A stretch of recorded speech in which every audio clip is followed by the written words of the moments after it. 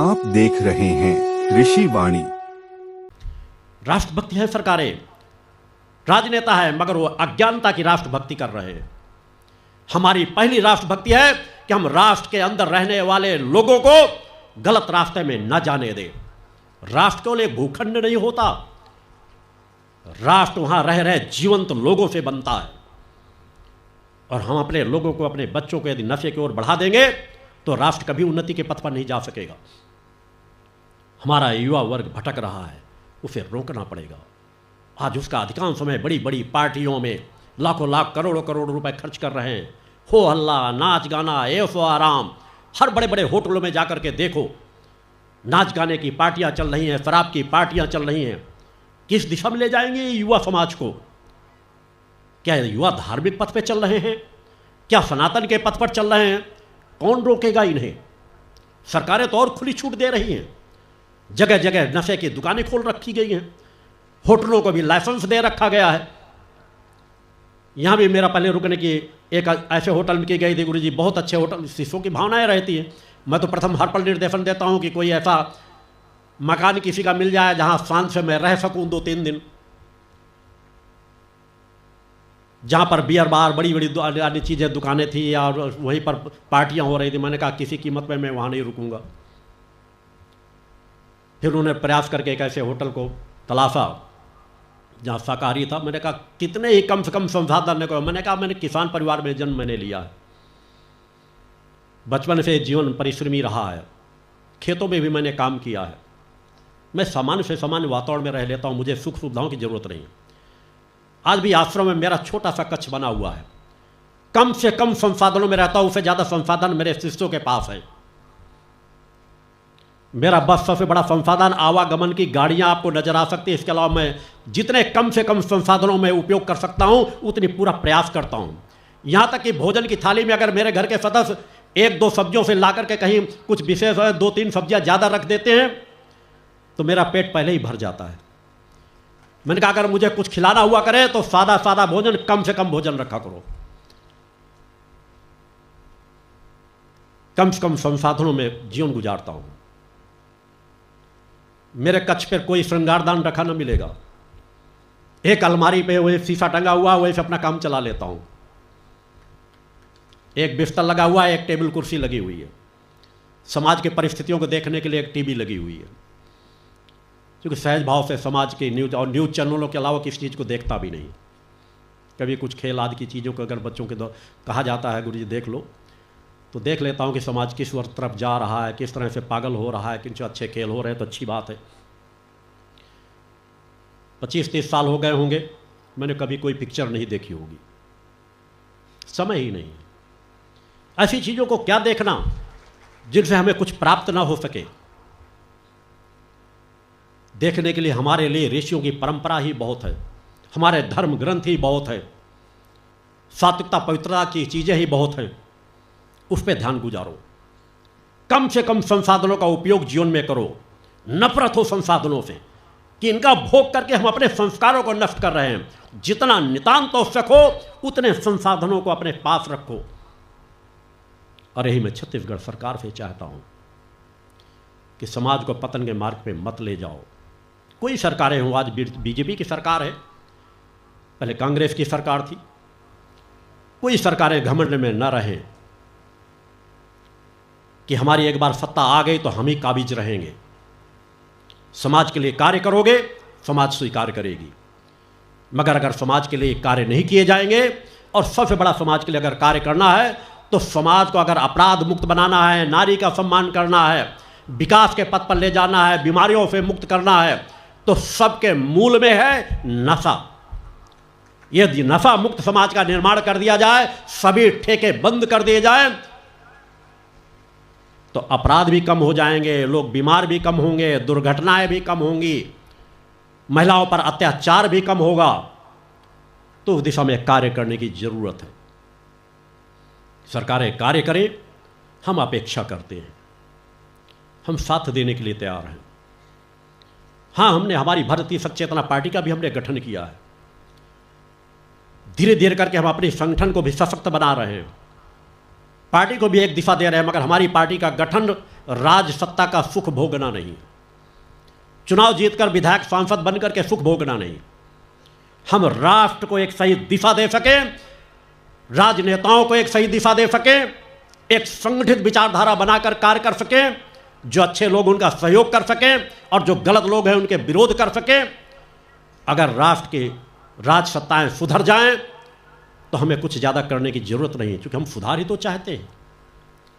और अगर नहीं सुधरेंगी तो एक न एक दिन भारतीय सत्य चेतना पार्टी, भक्ति मानव कल्याण संगठन और पंचज्योत शक्ति सिद्धाश्रम पे उठने वाली ऊर्जा सभी को सुधार देगी। बोल गुरुदेव भगवान की जय। देश में आरएसएस जैसी संस्था बहुत अच्छा कार्य कर रही है, राष्ट्र हित के लिए, समाज सुधार के लिए। मगर मेरी अपेक्षा है कि आप भारतीय सत्य चेतना भारतीय जनता पार्टी को, आपकी जो अपनी पार्टी है भारतीय जनता पार्टी, उसको प्रेरित करें। वो आपकी अपनी पार्टी है कि भ्रष्टाचार से समाज को मुक्त कराएं, नशा मुक्त बनाएं। राजनेता स्वयं माफियाओं की शरण न ले, माफियाओं का संरक्षण न ले, चुनावों में माफियाओं पर अंकुश लगाएं। आज शराब माफिया पूरे देश के राजनेताओं को खरीद करके अपना गुलाम बनाकर रख रही हैं। अधिकांश राजनेताओं की मैं बात करता हूं, शराब माफियाओं के गुलाम बने हुए हैं। शराब माफिया शराब से पैसा कमाते हैं और अपने क्षेत्र में अत्याचार करते हैं और राजनेता उन्हीं का संरक्षण करते हैं, उन्हीं का सहयोग करते हैं। इससे राजनेताओं को बचना चाहिए। माफिया कभी किसी के हितैषी नहीं हो सकते। क्षेत्र में आतंक मचा रखा है शराब माफियाओं ने, पैसा कमाते हैं। सरकार को उतना टैक्स से लाभ नहीं मिलता जितना क्षेत्र के माफिया सशक्त होते चले जा रहे हैं। एक दुकान का ठेका मिलता, उस दुकान के बल पर सैकड़ों ठेके जगह जगह गांव गांव तक पहुंचा देते हैं। अतः ऐसे माफियाओं से भी समाज को बचाना है। हमारे संगठन के भक्ति मानव कल्याण संगठन के लोगों ने 1500 से अधिक स्थानों पर नशे की विस्फोटकों की बड़ी बड़ी खेपों को पकड़ाया है। ये रिकॉर्ड क्या है, और बाकी बिना रिकॉर्ड देखा जाए तो 2000 से ऊपर पार कर चुका है। देश के अंदर एक भी ऐसा संगठन नहीं होगा जिसने इतनी अधिक मात्रा में नशे की खेपें जब्त करवाई हों। दिन दिन रात रात जग करके, अत्याचारों को सह करके, क्योंकि शराब माफिया आज सशक्त हैं, राजनेता उनके गुलाम बने हुए हैं। किसी शराब माफिया की शराब पकड़ा दी जाती है, शराब माफिया को राजनेताओं के पास फोन जाता है और पकड़ाने वाले लोगों के ऊपर फर्जी मुकदमे दर्ज कर दिए जाते हैं। हमारे संगठन के कार्यकर्ताओं को जितना प्रताड़ित किया गया है, किस संगठन के कार्यकर्ता इतने प्रताड़ित ना हुए होंगे। महिलाओं में खौलते हुए तेल डाल डाल के महिला कार्यकर्ताओं तक को जलाया गया। मगर हमारे कार्यकर्ताओं ने भी ठान रखा है, तुम जितना अत्याचार कर सको, हमारा अभियान रुकेगा नहीं। हम जो कर सकते हैं, संविधान के दायरे में रह करके, कानून का साथ लेकर हम वह कार्य करते रहेंगे। तुम बेचो कितनी तुम शराब बेचते हो, हम समाज को नफा मुक्त कराने में अपनी क्षमता लगा देंगे। एक न एक दिन समाज शराब की बिक्री बंद होगी ही। और जिस दिन भक्ति मानव कल्याण संगठन का रुख शराब माफियाओं की दुकानें बंद कराने की ओर बढ़ गया तो देश के अंदर एक भी दुकान नहीं चल पाएगी। बोल गुरुदेव भगवान की जय। हम उन्हें सजग भी करना चाहते हैं, क्योंकि हम बर्दाश्त नहीं करेंगे कि शराब माफिया हमारे ऊपर राज्य करे। आज एक एक विधानसभा चुनाव में, एक एक लोकसभा चुनाव में कोई भी पार्टी हो, करोड़ों करोड़ों रुपए, हजारों हजारों करोड़ रुपए खर्च करते हैं। कहां से आता है पैसा? भ्रष्टाचार से ही तो आता है। उस भ्रष्टाचार की जड़ों को समाप्त करना होगा। सच्चाई ईमानदारी से समाज के बीच जाओ, कार्य करो। जनता कैसे नहीं आपको स्वीकार करेगी? मैं हर पार्टियों से कहता हूं, गलत रास्ते का त्याग कर दो, राम के नाम पे ही त्याग कर दो। दूसरी पार्टियां न करें तो बीजेपी वालों से ही कहता हूं, कि प्रभु श्री राम के नाम पर ही एक तो अच्छा कार्य कर दो कि राम होते तो क्या चाहते कि तुम शराब की दुकानें खोलो जगह जगह पर। वो पहला आदेश ही देते कि मेरे सनातन धर्मावलंबियों को शराब मत पिलाओ, नशे की दुकानें बंद कर दो। सभी बीजेपी कार्यकर्ताओं से अपेक्षा रखता हूं, नेताओं से अपेक्षा रहता हूं कि अपने अपने प्रदेश सरकारों में आवाज़ उठाएं, मांग करें कि राम के नाम पर ही सही एक बार निर्णय तो ले लो। सब कुछ हो सकता है। जितना टैक्स उधर से कम होगा उससे कई गुना ज़्यादा समाज दूसरे तरीके से आपको सामर्थ्य प्रदान कर देगा। उस दिशा में कार्य करने की जरूरत है। अतः हमारा नशा मुक्त समाज का निर्माण करना सबसे प्रमुख लक्ष्य है, क्योंकि इसी से बहन बेटियों के सम्मान की रक्षा होगी। जगह जगह बलात्कार हो रहे हैं, प्रताड़ित की जा रही है, घर घर में महिलाएं प्रताड़ित की जा रही हैं। एक तरफ सरकारें नशे की दुकानें खोलती है और फिर दूसरी तरफ नशा मुक्त अभियान भी चलाती है, नशा मुक्त दिवस भी मनाती है। कैसी सोच रखते हो? अतः पूरी तरह से कोई गलत चीज है तो उसको पूरी तरह से बंद करो। ये भारत भूमि है, देवभूमि है, नशे के व्यवसाय नहीं होने चाहिए। उस दिशा में कार्य करने की जरूरत है। कई क्षेत्रों के बिंदु भी मेरे सामने रखे गए हैं, उन पर भी बिंदुवार अलग अलग मैं जानकारी देता रहूंगा। मगर उसके पहले कुछ महत्वपूर्ण अपनी विचारधारा के बिंदु भी प्रदान करना चाहूँगा। जो नए भक्त हैं उनकी अपेक्षा है कि मुझसे मिलने की। मैं सभी से मिलता हूँ, मगर उसके लिए आपको मेरे आश्रम दिव्य धाम सिद्धाश्रम धाम पे आना पड़ेगा। वहाँ मैं नित्य प्रति सुबह शाम मुलाकात करता हूँ। कोई भी हो, गरीब हो, अमीर हो, कोई भी हो, नित्य प्रति सुबह शाम समभाव से सभी से मुलाकात करता हूँ। वहाँ जो रहने ठहरने भोजन की सब व्यवस्थाएं रहती हैं निःशुल्क रहती हैं। आप कभी भी आइए, आपका आश्रम में स्वागत है। यहाँ पर मेरे पास समय कम रहता है। यहाँ पर चाहूँ तो मुलाकात करने का समय आप लोगों को नहीं दे सकता। अजय जी ने काफ़ी आग्रह पर मैंने केवल मात्र कुछ चंद ऐसे लोग हैं समाज सेवा से जुड़े हुए लोग जो RSS हों या कुछ क्षेत्रीय समाज सेवक हों या कुछ प्रशासनिक अधिकारी हैं या हमारे मीडिया क्षेत्र के कुछ लोग हैं, अगर वो मिलना चाहते हैं तो अजय जी संपर्क कर लेंगे। मैं 10 से 11 1 घंटे का समय उनके लिए निकाल लूँगा। कल, क्योंकि कल मैं यही बिलासपुर में ही विश्राम करूँगा। परसों प्रातः सुबह 7 बजे से 7:30 बजे के बीच जिस मार्ग से आश्रम से यहाँ पहुँचा हूँ उसी मार्ग से वापसी भी होगी। परसों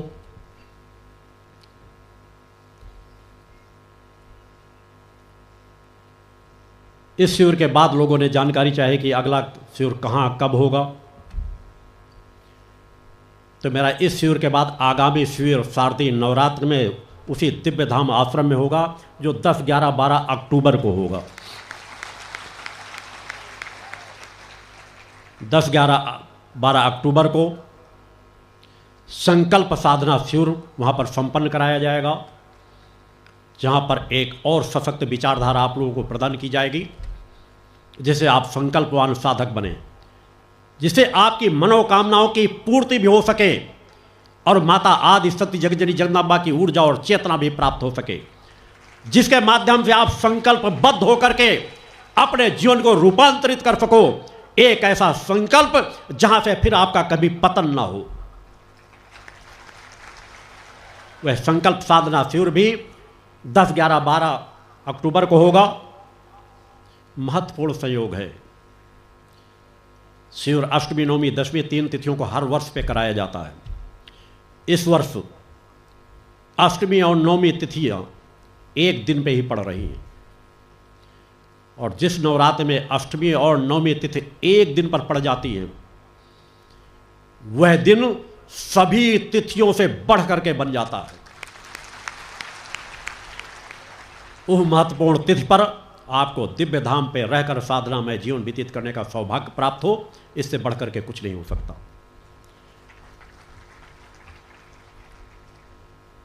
और उसके बाद के शिविर की लोगों ने जानकारी चाहिए है। मैंने अभी राम जन्मभूमि का जब प्राण प्रतिष्ठा का क्रम चल रहा था, उस समय मैंने अपने विचार आश्रम के माध्यम से समाज के बीच रखे थे कि मैं माता आदि शक्ति जननी जगदम्बा भगवती का भक्त हूँ, उनका आराधक हूँ। मगर मेरी माता आदि शक्ति जननी जगदम्बा भगवती की ही कृपा चेतना तरंगे राम हो, कृष्ण हो, शिव हो, ब्रह्मा विष्णु महेश कोई भी हो, सभी उनकी ही चेतनाएं हैं। मर्यादा पुरुषोत्तम राम इस धरती के लिए आदर्श हैं। हमारे सनातन के आस्था विश्वास के केंद्र हैं, जिन्हें सदा सदा सदैव उनके रहते हुए भी ऋषियों मुनियों ने सम्मान दिया है, स्थान दिया है, महत्व दिया है। अपनी ऊर्जाएं उनके साथ जोड़ी है, अपनी शक्तियों को उनके साथ जोड़ी है, और उन्हीं का परिणाम रहा है कि वे आदर्श महापुरुष कहला सके, मर्यादा पुरुषोत्तम श्री राम कहला सके। और उनके उस स्थान के लिए हमारे लाखों लाख लोगों ने कुर्बानियां दी हैं, अपनी आहुतियां दी हैं। क्या ऐसा होना चाहिए था? हमारे सनातन के सबसे बड़े आस्था विश्वास के केंद्र को आक्रांताओं ने नष्ट किया। उस आस्था विश्वास के केंद्र पर आस्था विश्वास रखने वाले भावनावान लोगों को मार डाला गया। और दुर्भाग्य तो ये रहा कि आंदोलन चलाने वाले आज़ादी के बाद हमारे देश की, उत्तर प्रदेश की सरकारों ने भी राम भक्तों पर गोलियां चलाई। मगर ये प्रवाह किसी क्षेत्र में मेरी चेतना से बचा नहीं रहता। मैंने कहा इस धरती पर जब तक मैं हूं, निरंकुशता पर अंकुश लगाने का अधिकार मुझे है।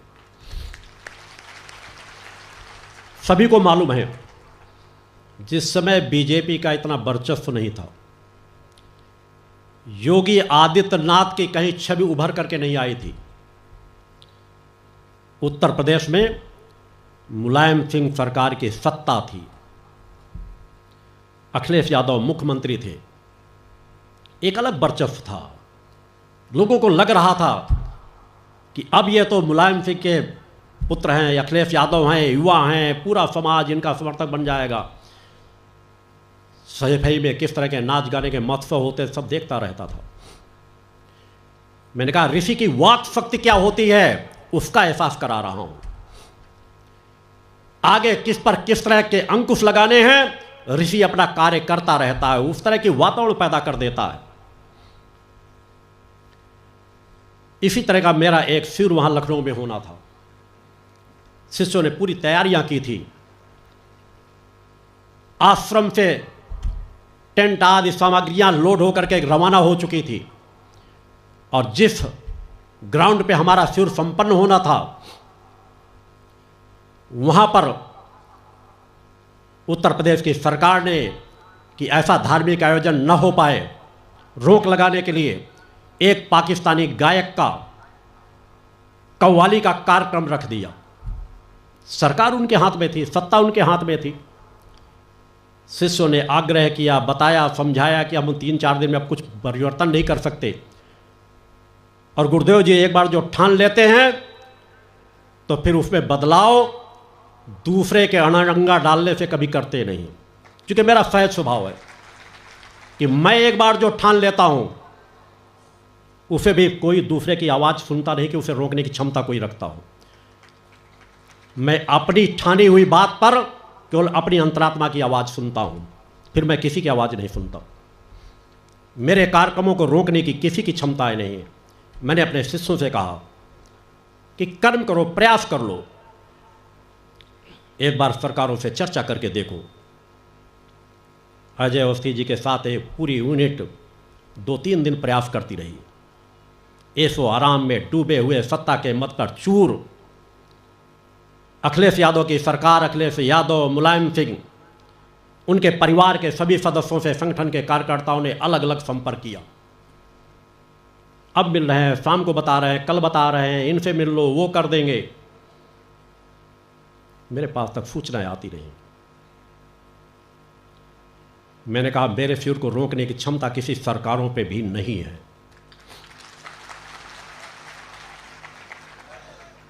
मां की कृपा रही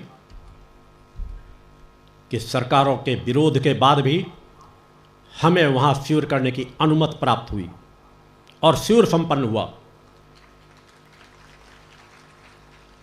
एक ऋषि कभी सत्ताओं से भयग्रस्त नहीं होता। जिस समय एक पीक में उभार था अखिलेश यादव का, मैंने लखनऊ की उसी मंच से, उसी सभा से कहा था कि मैं इस सरकार को कीलित करने के लिए आया हूं, कीलित कर रहा हूं इस शरीर को, सरकार को अपने वाक शक्ति से रोक रहा हूं कि इनका पूरा परिवार ग्रह कलह का शिकार होगा। और जब तक अब दोबारा मैं नहीं चाहूंगा, यह सत्ता पर वापस कभी नहीं हो पाएंगे। बोल गुरुदेव भगवान की जय। उस समय मैंने कहा था, जिस समय वो सत्ता पे मौजूद थे, बीजेपी का वर्चस्व नहीं था और दोबारा भी चुनाव होकर के बीजेपी की आने की संभावनाएं नहीं थी। क्योंकि मैं बाहर के माहौल को देख करके अपनी वाणी से नहीं बोलता, मेरी अंतरात्मा जो कहती वह कहता हूं। और उस दिन से लगाई हुई लगाम का परिणाम है आज वर्तमान में योगी आदित्यनाथ की सरकार।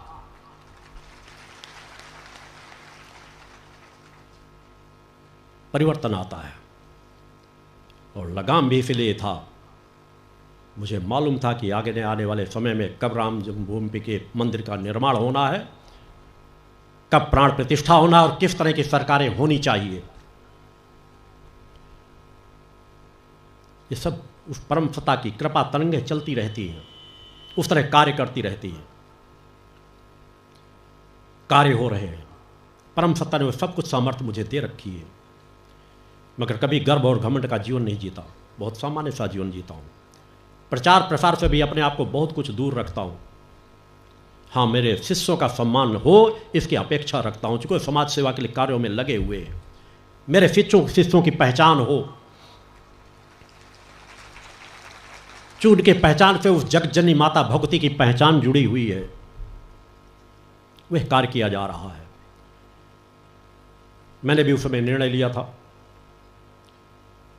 कि अयोध्या दर्शन करने मैं भी स्वयं अपने लाखों भक्तों को साथ लिवा करके जाऊंगा।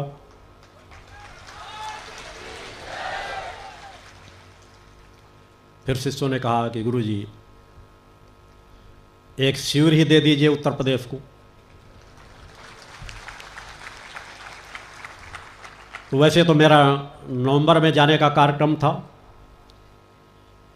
मगर फिर मैंने जब एक शिविर की बात आई तो मैंने कहा कि राम के बहुत भक्त हैं, जन जन राम का भक्त है, जो सनातनी नहीं है वो भी राम का भक्त है, देश विदेशों में राम के भक्तों की भरमार है। तो मैंने कहा पहले अधिक से अधिक उनको दर्शन कर लेने दो। मैं अगले वर्ष फरवरी महीने में 8 और 9 फरवरी को उत्तर प्रदेश को एक शिविर प्रदान करता हूं। बोल गुरुदेव भगवान की जय। जो राम जन्मभूमि पर होगा, जहां लाखों लाखों शक्ति साधक पहुंच करके मां के चेतना तरंगों को तो वहां प्रवाहित करेंगे ही, और मर्यादा पुरुषोत्तम श्री राम के दर्शन भी प्राप्त करेंगे।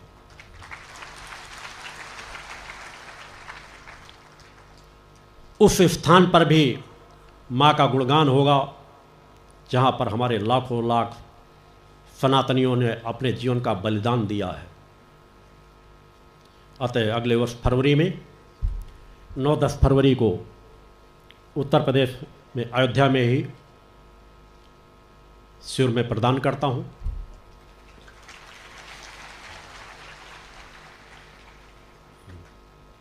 लोगों ने पूछा है कि गुरुदेव जी, जो जन्मदिवस लोगों का मनाया जाता है वह किस तरह मनाया जाए। एक बार मैंने चिंतन दिया तो लोगों ने उसका गलत अर्थ ही लगा लिया। मैंने कहा जन्मदिन मनाओ, शुद्धता, सात्विकता, पवित्रता से मनाओ। अपने बच्चों को रोको, इस तरह की अश्लीलता की पार्टियां, बियर बार, उनको रोको इस चीज़ के लिए। यह माता पिता का कर्म है। उनका जन्मदिन बनाना है तो या तो अपने घर में शुद्ध सात्विकता, पवित्रता से मनाओ, या धार्मिक स्थानों में मनाओ, जिन धर्म गुरुओं से जुड़े हो, जिन धार्मिक स्थानों से जुड़े हुए हो, वहाँ जाकर के जन्मदिन मनाओ। प्राकृतिक स्थलों में जाकर जन्मदिन मनाओ, शुद्धता, सात्विकता, पवित्रता के साथ मनाओ।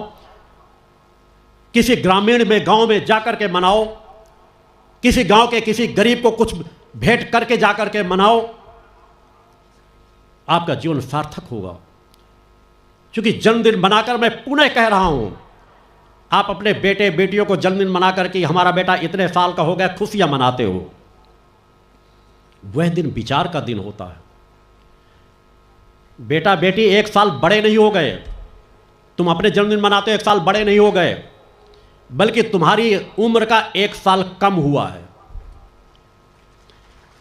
क्योंकि मेरी सोच एक मूल चिंतनों पर होती है, जिसको गहराई समझोगे तुम स्वयं समझोगे। मान लो तुम्हारी उम्र 100 साल है, 10 साल के थे और 11 साल हो गए, तो 1 साल तुम्हारी उम्र का जो तुमको जीवन आगे शेष जीना है वह 1 साल कम ही तो हुआ है। तो तुम्हें क्या करना चाहिए उस दिन? जन्मदिन मनाओ, प्रसन्नता से मनाओ, मगर इस विचार शक्ति के साथ मनाओ कि उस दिन हमें सोचना है कि हमारे बेटे बेटियों का या हम स्वयं अपना जन्मदिन मना रहे हैं, हमारा 1 साल निकल गया हमसे, और जो समय निकल गया वो दोबारा हमें नहीं प्राप्त होगा। उस दिन विचार करो कि आज से अगले 1 वर्ष को हमको किस तरह मनाना है, किस तरह से हमको जीवन जीना है। जो समय निकल गया हमें प्राप्त नहीं हो पाएगा। खुशियां मनाओ, मैं नहीं कहता कि जन्मदिन मत मनाओ, मैंने कभी नहीं कहा, मगर जन्मदिन शुद्धता, सात्विकता, पवित्रता के साथ मनाओ, आध्यात्मिकता के साथ मनाओ, आध्यात्मिक कार्यक्रमों को संपन्न कराओ अपने घरों में। और अगले 1 साल के विचार सोचो कि अगर हमने 1 साल अपने बच्चों को सही मार्गदर्शन नहीं दिया तो हमको अपने 1 साल तक अपने बच्चों को किस दिशा में बढ़ाना है, किस तरह उनको सही दिशा में ले जाना है।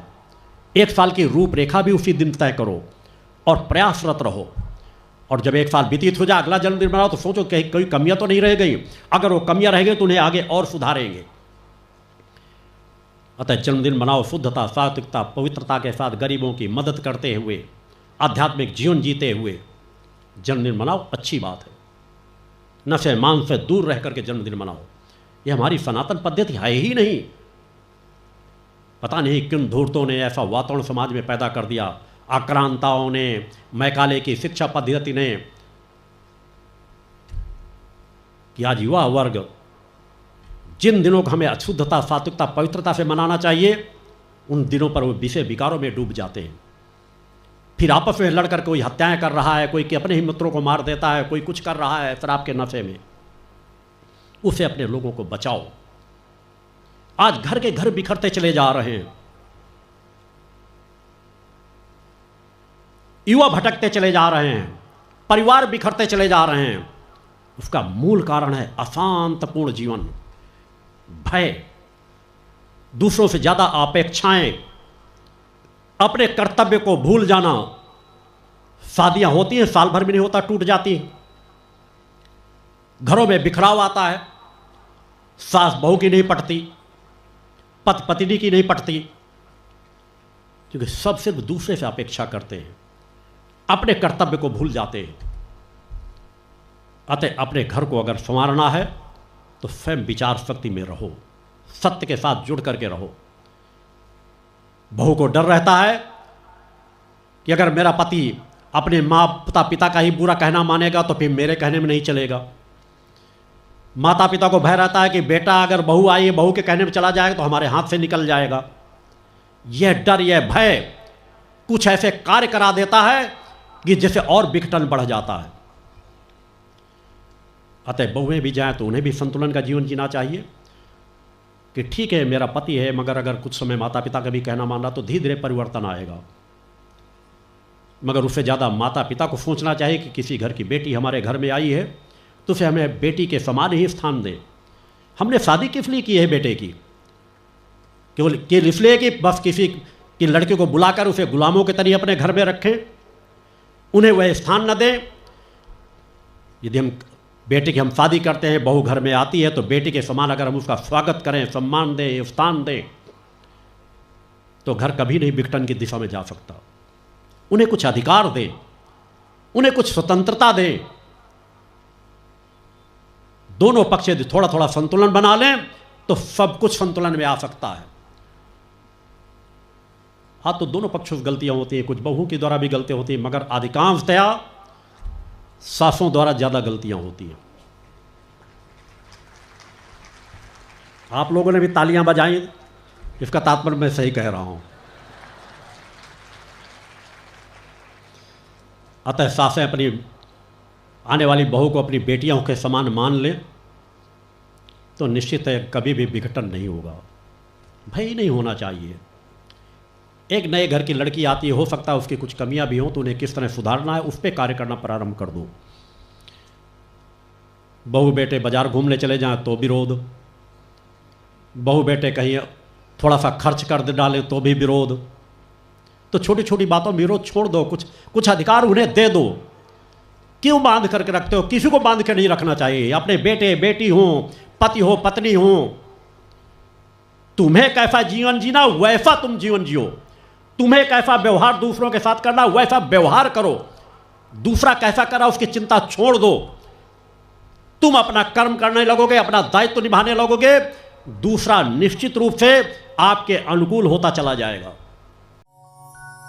आओ इस अभियान में सब, आओ इस अभियान में, आओ इस अभियान में सब, आओ इस अभियान में, आओ इस अभियान में सब, आओ इस अभियान में। जन सुधार अभियान छिड़ा है, जन सुधार अभियान छिड़ा है सारे हिंदुस्तान में। आओ इस अभियान में सब, आओ इस अभियान में, आओ इस अभियान में सब, आओ इस अभियान में।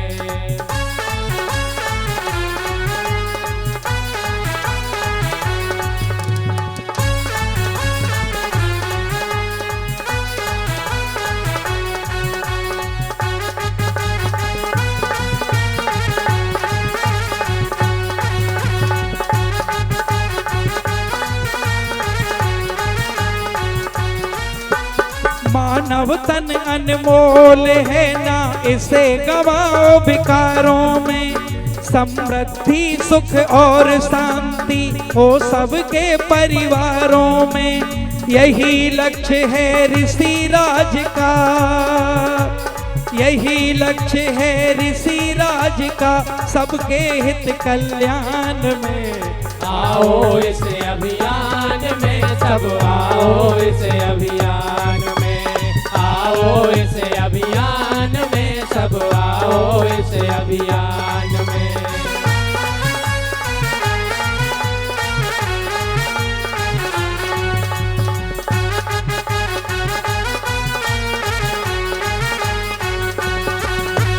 शक्ति साधक के परिवेश में गुरुवर सबको ढाल रहे, लक्ष्य यही सद्गुरु देव का जनमानस खुशहाल रहे।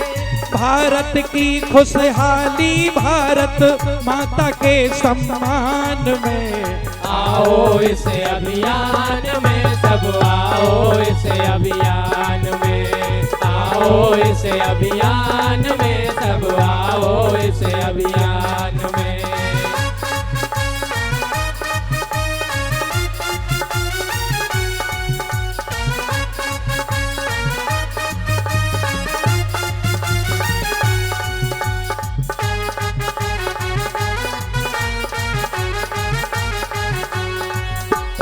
नशे मांस से होके मुक्त जियो जीवन चरित्रवानों का।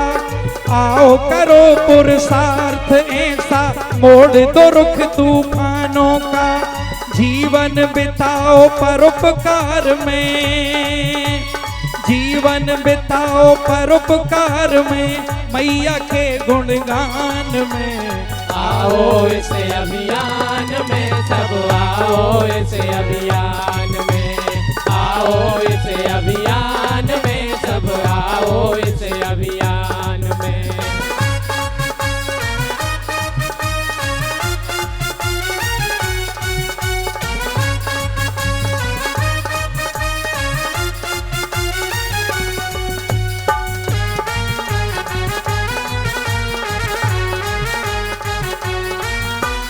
गुरुवर कहते जीवन सारा जन जन के हित जीना है। छोड़ो विषय विकार सभी, माँ भक्ति का अमृत पीना है। माँ ही निखिल ब्रह्मांड की जननी, माँ ही निखिल ब्रह्मांड की जननी, सदा रहे ये ध्यान में। आओ इस अभियान में सब, आओ इस अभियान में, आओ इस अभियान में सब, आओ इस अभियान में।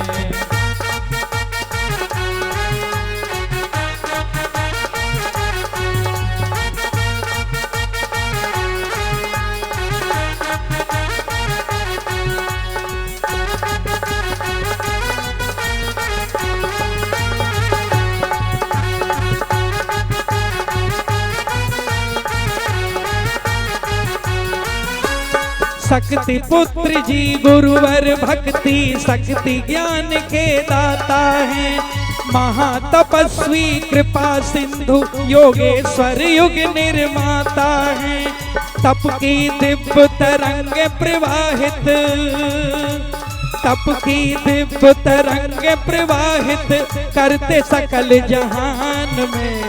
आओ इस अभियान में सब, आओ इस अभियान में, आओ इस अभियान में सब, आओ इस अभियान में। जन सुधार अभियान छिड़ा है, जन सुधार अभियान छिड़ा है सारे हिंदुस्तान में। आओ इस अभियान में सब, आओ इस अभियान में, आओ इस अभियान में सब, आओ इस अभियान में, आओ इस अभियान में सब, आओ इस अभियान